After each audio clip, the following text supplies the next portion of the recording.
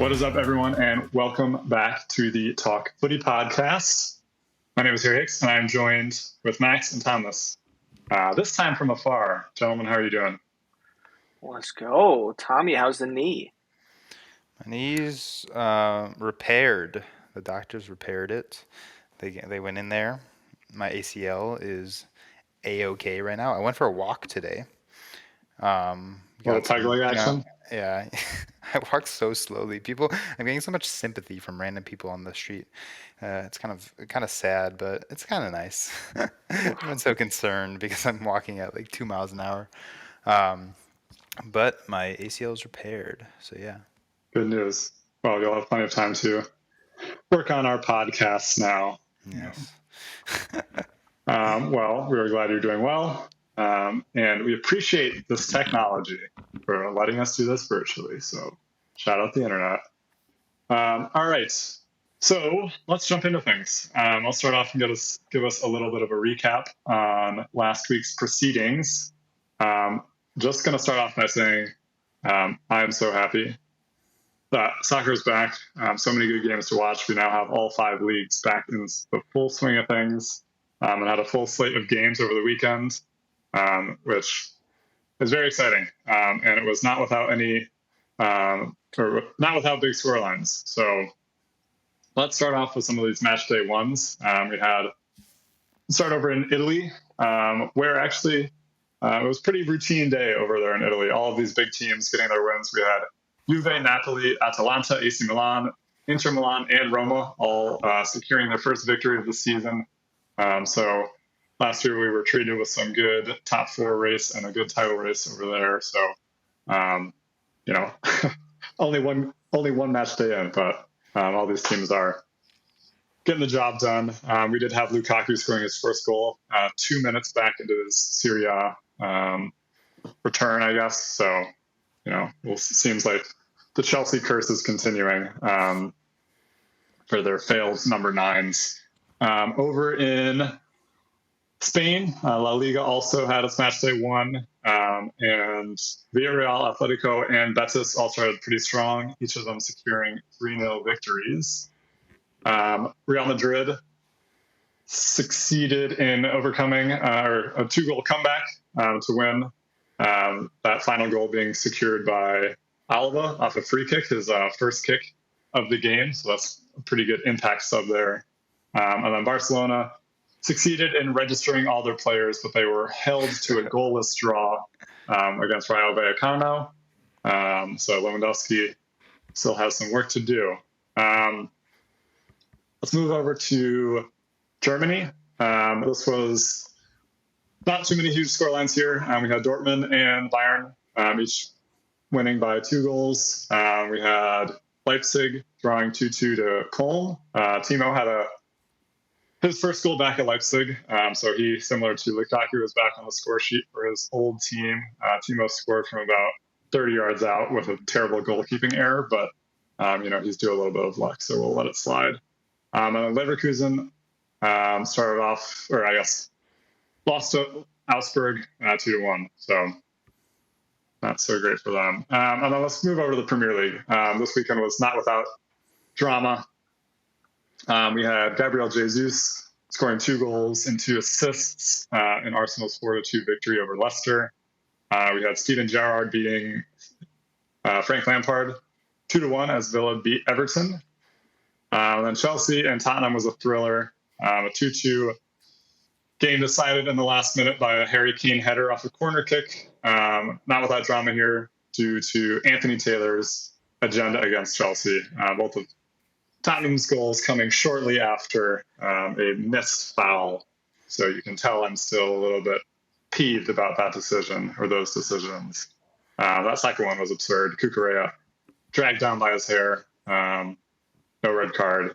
Harry Kane went on to score the next play. So, and then I think the scoreline of the week, and where I think we'll have some more to talk about on this today, but Brentford securing a 4-0 victory over Manchester United. That is United's second loss of the season. They're in 20th place right now. So Ten Hag still has a lot of work to do. United looks the same old pitiful team that they finished last year. So not really any notable changes there. So I think we'll get to that a little bit later in more detail. But definitely quite the scoreline. Crazy scenes to see all these Brentford players. And, a couple of goalkeeping errors by De Gea, but also some really great play from Brentford. So I don't think that should be discounted as well at all. And then last but not least, I'll touch on transfers real quick just to finish up our week in review. We had a couple of defensive moves with Nianzou going from Bayern Munich to Sevilla for 17 mil. I think that's a pretty good signing for Sevilla.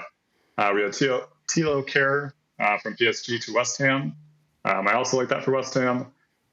We had Kostic going from Frankfurt to Juve. And then we had also Timo Werner, which we talked about earlier, going from Chelsea to Leipzig. And then two of these finds for a little bit of nostalgia. We have Alexis Sanchez going to Marseille and a potential Willian move to Fulham. Oh my gosh. Coming back from Brazil to rejoin the Premier League. So that'd be pretty interesting if he made that move. I'm not really sure if that's the best move from Fulham because I imagine he'll be on high wages if he does come over. And he didn't really succeed at Arsenal. But nonetheless, that would be pretty exciting to see. So not much in transfers, but plenty to talk about in scorelines.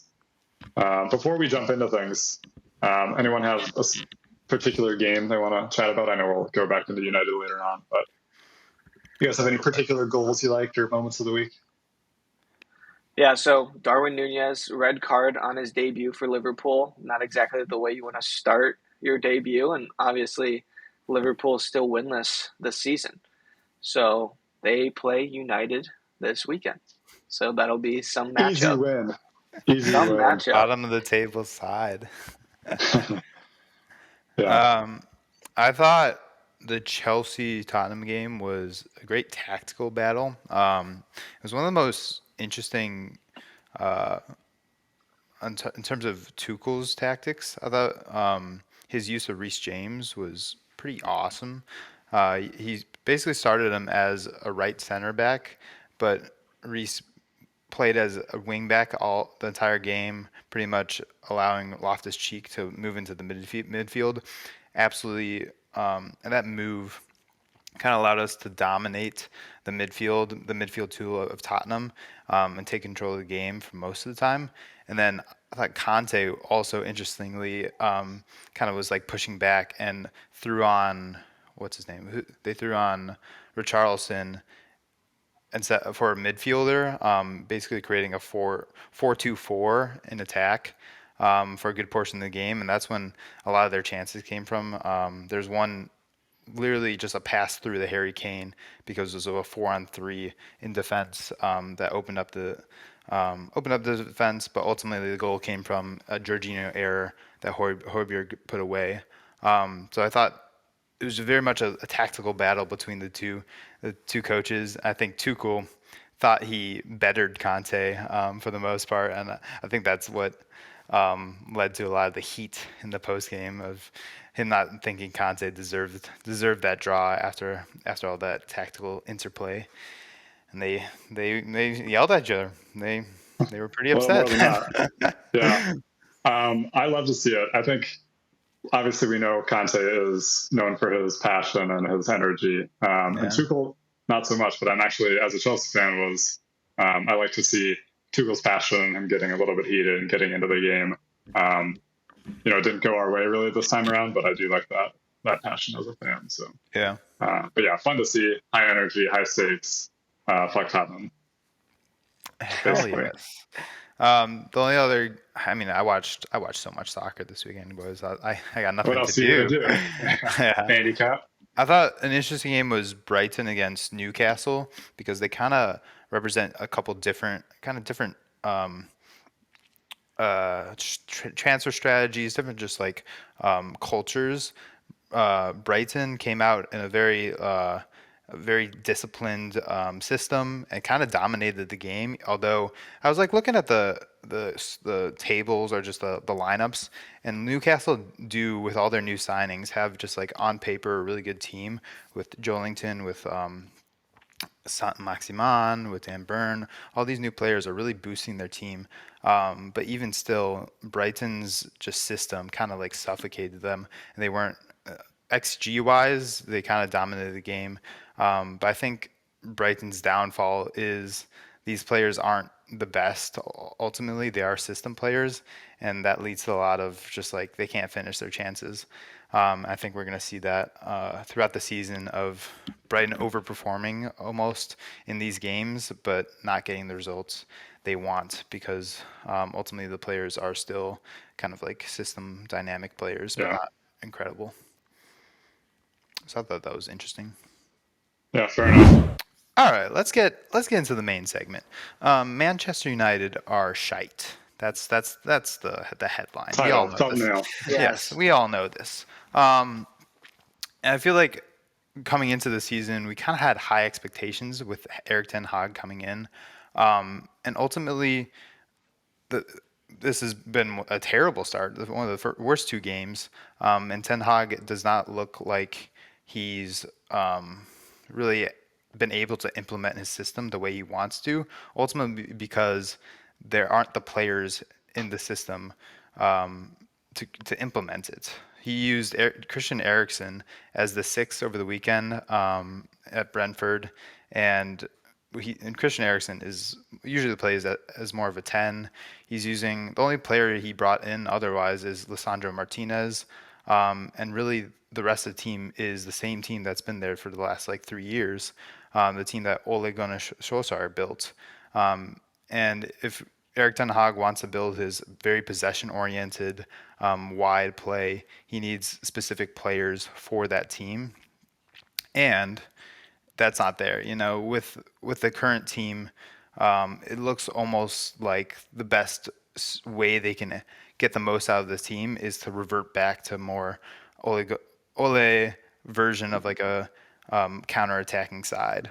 And that's my opinion of the situation, of the fact that they don't have the players Erik Ten Hag wants. And I guess the question I want to pose to you guys is, where do you start? Where do you start in fixing this squad? Because there are so many issues. The goals aren't coming. They're conceding everything. De Gea passes the ball to other team every other time he gets the ball. What do you guys think is the number one thing you have to go to fix this team? Yeah, I think it's difficult because you almost have to do a complete overhaul of the team because one, I think you need to find a coach, and Ten Hag, I believe, is that guy, but they have to be committed to him for a longer period of time. Like at this point, this is like a multi-year project, and I think as a coach and as players on a team, you can't be putting that pressure on them internally. Of course, externally, Man United is such a big club, the media is always going to put pressure on them. But internally, you need to be able to trust your manager, trust your players. But like you said, they don't have the players to be playing Ten Hag football right now. It was almost like sad seeing Eriksen playing at the six. There were two goals that basically happened because Harry Maguire is playing a ball to Eriksen that he should not be playing. And that's where two of the goals came from. So until then, I think you need to start with the squad. They found the manager that they wanted. They got him. They brought him in. Now they have to do a complete overhaul with the players. And they've done some small signings, but where are the players that Ten Hag wants? Does he want to bring in an Antony? Does he brought in his Martinez signing, Malacia signing? Is he getting rid of Madrid? Things like that. Those are the things I would start with, is the squad. Yeah, I think also a good point, or a point, is the players he currently has and how he's using them. A lot of these players are very good players. If you look at their attack is good. Cristiano Ronaldo, Jadon Sancho. They have the basis for a potentially good team, but they don't have any leaders on their team. And we see Maguire and De Gea, two players who should be leading this team, making huge errors over the weekend. And I think what they really need to do is, this is not only a squad problem or a management problem, it's also a culture problem. It's pretty evident that they are like down on their luck basically, and in bad spirits. They're yelling at each other on the field. We have Cristiano Ronaldo trying to leave, and basically all of this extra drama around the club that doesn't help them at all. And so what I think they need to do is kind of sort out all of that and get all the dressing room stuff out of the way so that this team feels together again. And I think the first thing that they need to do for that is address the Ronaldo issue. So either he's here or he's not. If he's here, he needs to be committed to the project. So that's also, involves Ronaldo and what his decision ultimately is. But I think that's one thing that they need to sort out. And then secondly, I think some of these players like De Gea or Maguire, if they're not performing, they need to be benched for an extended period of time. Give other players a chance to get into the squad, develop relationships.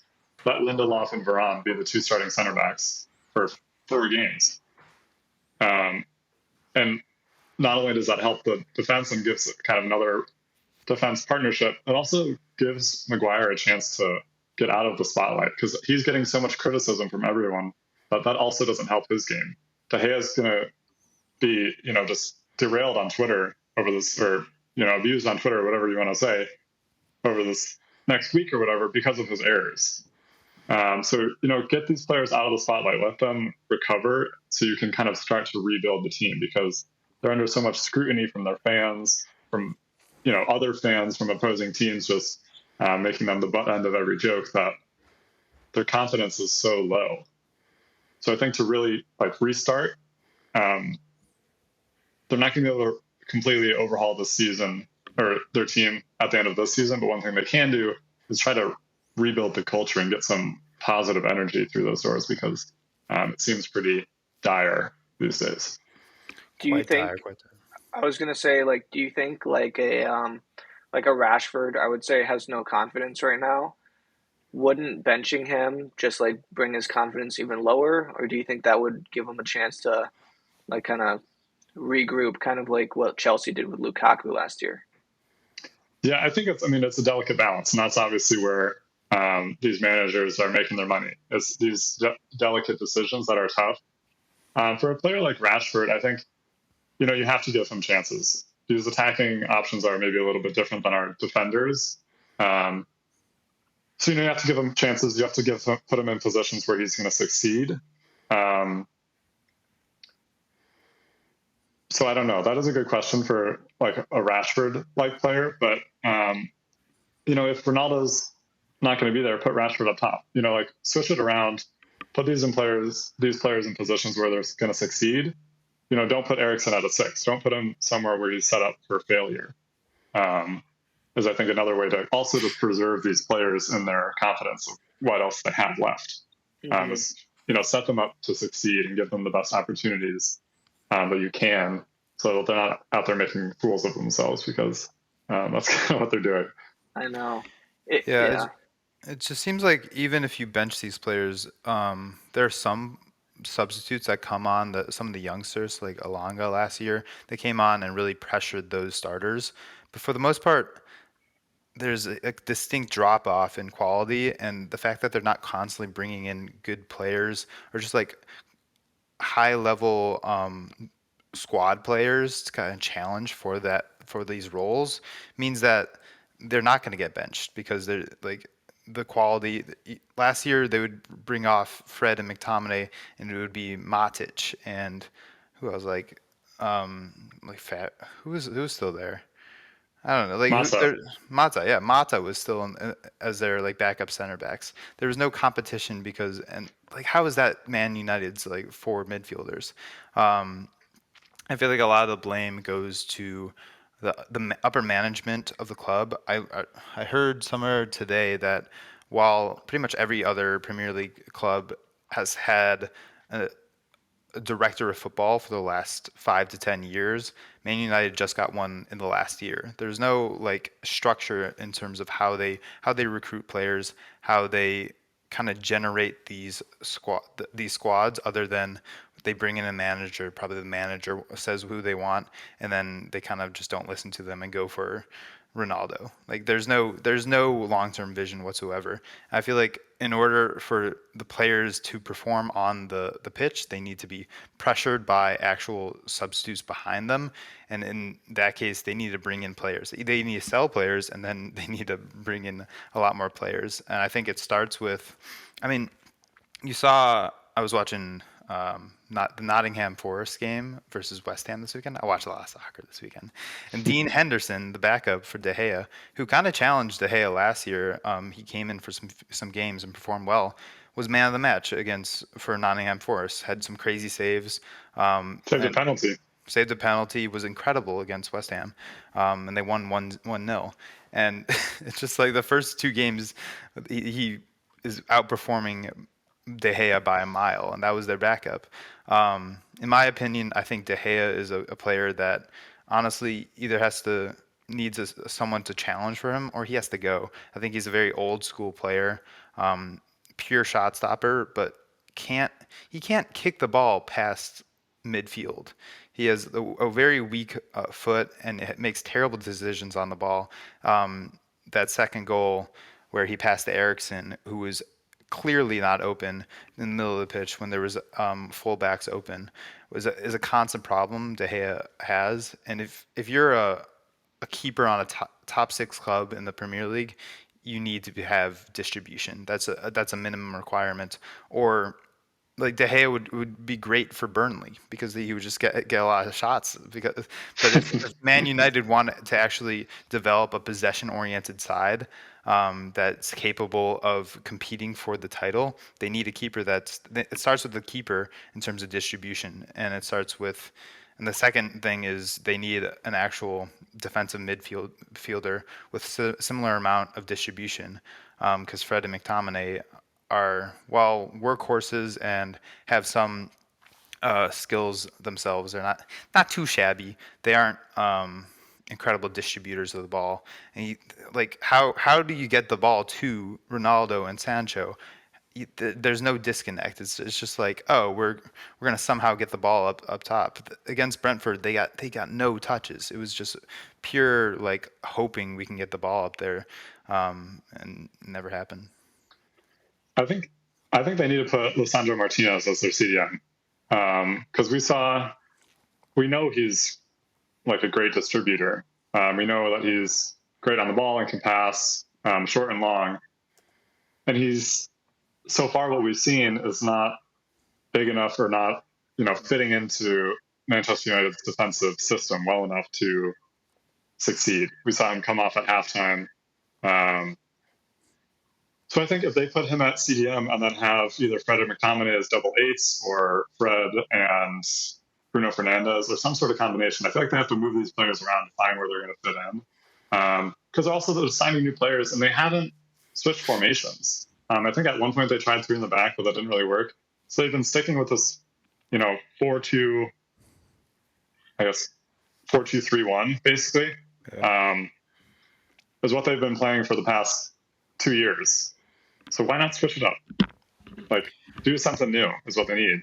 Play Martinez as that one CDM and then put some double eights out on the side. Like, switch these players around. Try other stuff out, because it cannot get any worse. So one of the alternatives to De Gea that I was thinking about is Dubravka at Newcastle, right? We're talking about wanting a modern type of keeper, sweeper keeper, and Nick Pope just got there at Newcastle from Burnley, right? And Dubravka has been dubbed the quintessential sweeper keeper. His favorite position, he mentions, is right wing. Is right wing. Yeah, so he plays right wing in training. He has outstanding footwork. He plays from out the back, and that's exactly what Ten Haag wants to have as a keeper. They should get him as a Jadon Sancho replacement. Oh yeah, he can play. He can compete with Sancho. His top two positions are goalkeeper and right wing. Yeah, he'll pressure the whole team. Max, I'm looking at his FB ref page, and what I'm looking for in like a modern keeper is you still have your shot stopping, but you're a sweeper keeper, which means you come out on crosses and just like in general, you have a lot of defensive actions outside the box and your distribution. And all these are checking out. He's in a high percentile in crosses stop percentage, in touches. An average length of goal kicks is also a big thing, which means he just has a boot that for distribution, something that De Gea doesn't have. So all those seem like an upgrade, and he still has still in the 88th percentile in terms of shot stopping stats. So he's still a great keeper. So that's like the type of baseline keeper you need in order to create a possession side. So I think that's the first piece. Yeah, that'd be good. And he also, I assume just the fact that Newcastle just got Nick Pope, they could probably get him for a reasonable fee and reasonable wages as well. So if De Gea does return to form or whatnot, but they don't sell De Gea, you could be comfortable having both of those guys on the team. Yeah.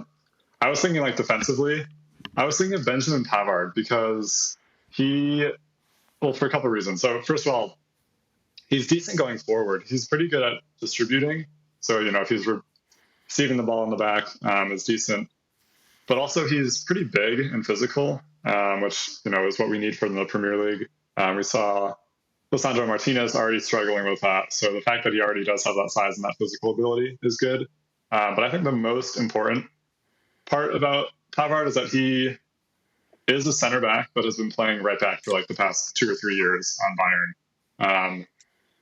And with Bayern signing Dalot and Mazraoui, he kind of has dual competition in both of those spots. So I think if they signed Pavard, first of all, he might be interested in leaving. They might be able to persuade him to leave with more guaranteed playing time and bigger wages. But also that gives United the option to play him at either right back or center back or in a 3-back position. He can play all of those options, which is huge to be able to put some pressure on Wan-Bissaka as well as Maguire, Varane, or Lindelof, these other players. And then last but not least, he's French, so maybe he can form up a connection with Varane there if we're assuming Varane should be one of those starters. So I think all around he would be a pretty good signing, and I think they could persuade him. I mean, I think, not many people want to go to United right now, but he's been with Bayern for a while. United have the money they can pay, so I think they could be able to persuade him too. So I don't know. I think he would be a good signing in the back. And then offensively, they probably need someone as well. I don't know if a Pulisic loan is the way to go. Obviously, Pulisic is good, but he's a little bit injury prone. And, as a player, I don't know if he's what United need, for this project we're talking about. I think some of those other options we talked about with Antony or Cody Gakpo could be good as well. One of these players that's could be, for the future, could be a project. Couldn't be not like a loan purchase. I think Gakpo could be pretty good, or Antony as well. I think either of those players, or just some like attacking excitement. Both of those guys are pretty high profiles these days, high targets. Somewhere to not only bring in some competition up at the top of the field, but also bring some excitement for the fans and kind of build some momentum and get the fans support there too. So I think they definitely need another attacking signing. I think either of those two guys could be pretty good. Yeah, I agree. I agree with the Pavard one because Dalot is not Man U quality. I think he's pretty good, but I think that would be a pretty good upgrade. Talking about upgrades, I think defensive mid is a place where they really need an upgrade. Fred and McTominay are when playing together, they can kind of lock it down a little bit because they have the defensive skills. But what they need is a player with those defensive skills, but with the ability to progress the ball. My suggestion is Ibrahim Sangare on PSV. Eric Ten Haag knows him well as he played against him multiple times. For what I watch, there's not a lot of stats available in the Eredivisie, but Zangari was also on in the French Ligue 1 for a bit, and He scored the other day, I think. Yeah, Tonight. he scored. He scored. It was like kind of rattling in the box. They're playing Rangers right now, in the Champions League qualifying. So and it's 2-2 going into the final leg. Whoever wins is in the group stage. So exciting stuff there. But Sangare is just like their fulcrum in their midfield in terms of just like bodying players. Really is a defensive workhorse. But additionally, with that, he has the ability to progress passes, just like find the players on PSV, find Gakpo, forgot the guy on the right. I was also impressed with him this week. But he's kind of their orchestrator, um, and just having a player with those collection of skills would be huge for Man U, just to connect the midfield to the attack and actually facilitate possession and facilitate attacks going forward, because it feels like there's a disconnect when a player like Fred and McTominay get the ball in possession in midfield. They don't have the skill set to get the ball out wide to Sancho and get in space quickly enough in space. So I think that's a huge issue that they can at least start to figure out with a player like Sangare. If they're able to make any of these signings, say somehow they're able to sign all of these players, what place in the table do they finish? Even if they sign Bavard and Dubravka, what a great name, and Sangare, they place like still sixth, I think top 8. Yeah, I was going to say if. Those players would vastly improve, and it will allow Ten Haag to actually implement his system. I don't think they're going to sign any of those. I think what the rumors tell me is the Man U hierarchy is like expected their team to be okay, and then they lost their first 2 games, and they're like naming players they know. Pulisic, João Felix. So let's go get these guys because this isn't working. It's just like ridiculous. So I think they're going to place like 10th, honestly. Well, they're bottom half of the table right now, and 2 weeks left. They're starting to panic, and that could cause them to overpay too. So it'll be an interesting next 2 weeks. All right, let's do these short questions. We talked about a lot of these already, but let's start out with kind of a hot one right now over at PSG with some of their problems that they're having. Not thinking about potential or age or anything like that. Current form, Harry, pick one player right now, Messi, Neymar, or Mbappe. Current form? Current form. Neymar. He's scored 5 goals already this season. Seems like easy pick. Over the course of the season, we'll see if that stays on. But, Mbappe missing the penalty over the weekend. Neymar converting the second. I think current form, strictly based off current form, I got to choose Neymar. Tom, as an American, as a USA fan, do you want to see Pulisic at Man United? No, not unless they make the signings that will allow their attack to function. I think him going there, he would just he's not gonna get as much more playing time as he does at Chelsea. I think I see him getting similar amount with all the attackers still at United, but he's just gonna go to a worse team. Objectively, with the worst team in the Premier League right now. So, no, I don't think so. I hope that Chelsea finds either a more suitable buyer where he can start pretty much most of the time and kind of re-kick his career off, or Tuchel finds a place in at least like a pretty consistent minutes for him, but not Man U. No, thank you. This is a question for both of you, but I can start with Harry. What were your first initial thoughts seeing that both Timo and Lukaku scored on their debuts over the weekend? Frustration. Very frustrating. And also Kai Havertz missing that sitter over the weekend means that Chelsea's striker troubles are going to continue. However, seeing like Timo's goal, I was like, that's kind of a bullshit goal. So I wasn't really impressed about that one. Lukaku, he's already scored a couple. But I think we knew that was going to happen. So I think I don't know if I'm even frustrated. I think I'm not frustrated that they're succeeding. I'm frustrated that Chelsea are still having trouble finding a successful striker and finding someone to replace. At this point, Diego Costa was like the last really successful striker. So I think the hunt continues, but I don't think I'm mad. I'm just I want Chelsea to score goals is the problem. I honestly I'm pretty content seeing like ex-Chelsea players perform, especially Timo. Timo's the funniest dude. I wish him the best. I agree that it was like I have nothing against them, so it's like good for them to perform. It is just like frustrating that, especially Lukaku, we just didn't use him correctly.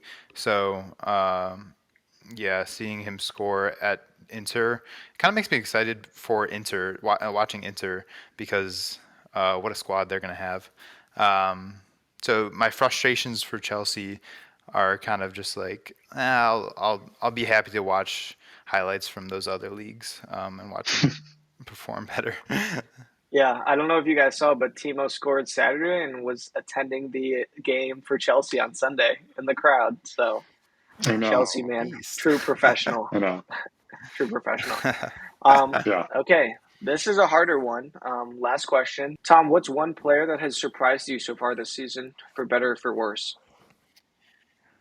This is a player that going to the season I didn't know much of. It's Josh Da Silva on Brentford. I was watching him. He was the one that scored the goal that De Gea kind of let in over the weekend against Man U.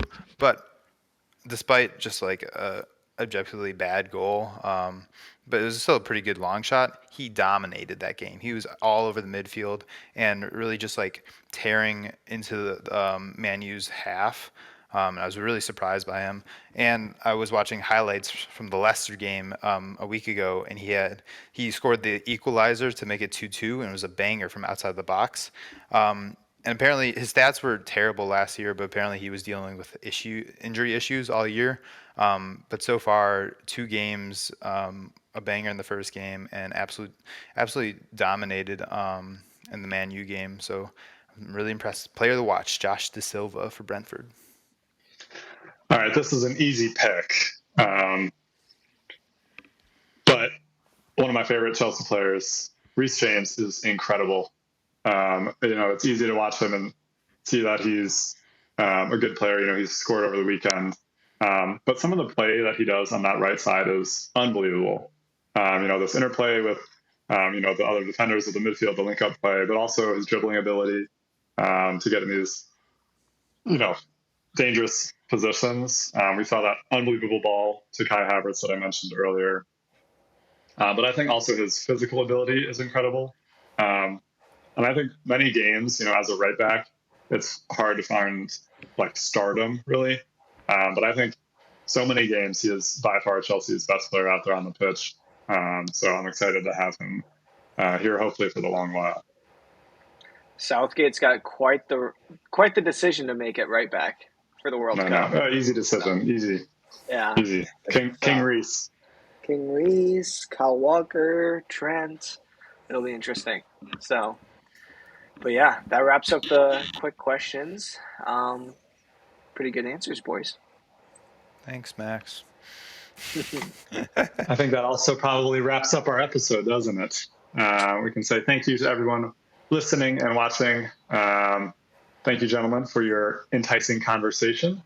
And we will see you all next week. Peace. Peace, boxers.